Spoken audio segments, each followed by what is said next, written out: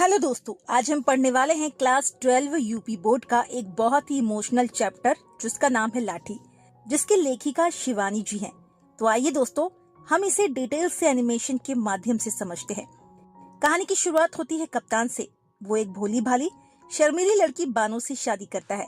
बानो सिर्फ 16 साल की होती है, पढ़ाई कम और स्वभाव बहुत संकोची। कप्तान लंबा 6 फुट, मजबूत शरीर वाला और गोरी भूरी आंखों वाला था। शादी के बाद बानो उसके सामने अक्सर शर्मा कर छुप जाती थी। शादी के दूसरे दिन ही दोनों के बीच थोड़ी बातचीत होती है। कप्तान उसका नाम पूछता है। जब सुनता है बानो तो मजाक में कह देता है, अरे ये तो मुसलमानी नाम है। फिर खुद ही हंसकर कहता है, नाम प्यारा है। कप्तान को अपनी छोटी सी खिलौने जैसी पत्नी पर बहुत प्यार आता है, लेकिन किस्मत को कुछ और मंजूर था। शादी के तीसरे दिन ही कप्तान को युद्ध के लिए बसरा जाना पड़ता है। एक तरफ देश की ड्यूटी थी, दूसरी तरफ नई नई शादी हुई पत्नी। जाते समय कप्तान बानो के माथे को चूमकर विदा हो जाता है। बानो की आंखों में आंसू होते हैं। कप्तान 2 साल तक युद्ध में उलझा रहता है। बर्मा और बसरा के जंगलों में भटकता है। घर पर बानो अकेली ससुराल में रहती है। वहाँ नंदे, सास, चाची सब उसे ताने मारते हैं और घर का सारा भारी भरकम काम उसी से करवाते हैं। भतीजों के कपड़े धोना, ससुर के लिए स्वेटर बुनना, अनाज ढोना और सुखाना, खाना पकाना।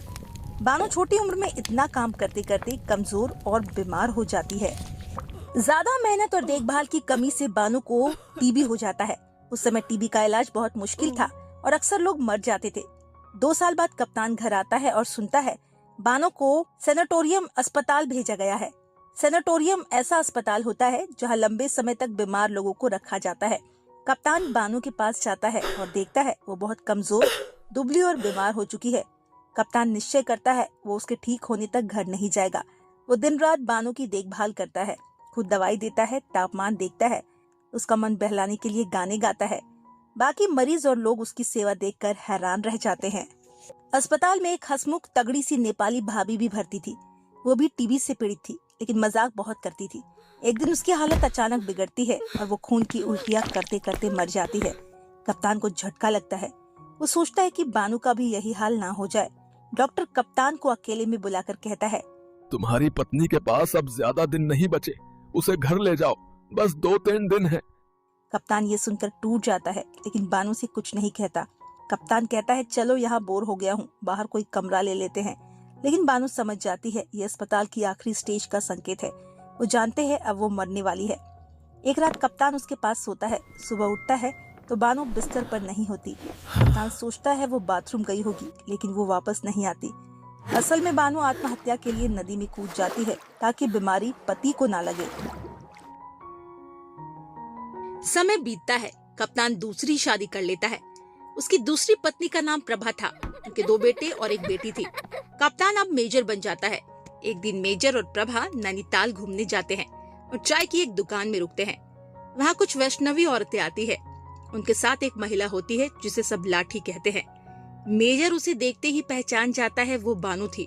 दुकान वाला बताता है एक साधु उसे नदी में डूबते हुए बचा कर लेकर आए थे। उसकी आवाज चली गई थी, याददाश्त खत्म हो गई थी और लोग उसे लाठी कहने लगे। उसे अपने अतीत की कोई याद नहीं है, न पति की न शादी की।